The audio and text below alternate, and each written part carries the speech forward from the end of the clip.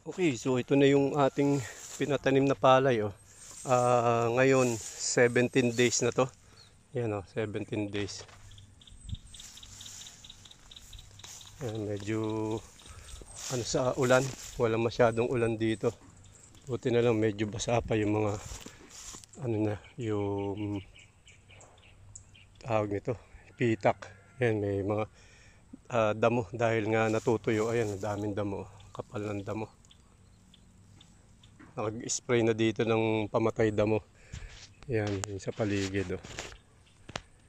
17 days. Hindi makapagsabog ng abono dahil walang tubig.